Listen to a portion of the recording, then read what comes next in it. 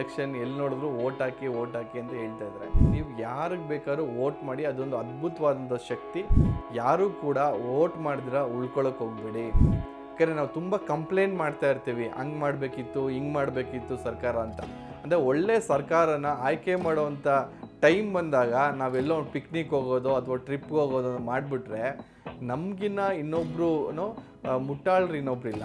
ನಮ್ಮ ಕರ್ನಾಟಕದ ಪರವಾಗಿ ಯಾರು ಮಾತಾಡೋಕ್ಕೆ ಧೈರ್ಯ ಇದೆ ಅಂಥವ್ರನ್ನ ಆಯ್ಕೆ ಮಾಡಿ ಸಂಸದರನ್ನ ಕಳಿಸಿ ಅಂತ ಹೇಳೋಕ್ಕೆ ಇಷ್ಟಪಡ್ತೀನಿ. ಯಾರೇ ಆಗಲಿ, ಯಾವ ಪಕ್ಷ ಯಾವ ಪಾರ್ಟಿ ಏನೂ ನೋಡೋಕ್ಕೆ ಹೋಗ್ಬಿಡಿ. ಅವ್ರ ಜವಾಬ್ದಾರಿಯಾಗಿ ಕೆಲಸ ಮಾಡಿದಾರಾ, ನಿಮ್ಮ ಕ್ಷೇತ್ರದಲ್ಲಿ ಅವ್ರು ಕೆಲಸ ಮಾಡಿದಾರ ಅನ್ನೋದು ನೋಡಿ ಆ ವ್ಯಕ್ತಿ ಮೆರಿಟ್ ಮೇಲೆ ವೋಟ್ ಕೊಡಿ.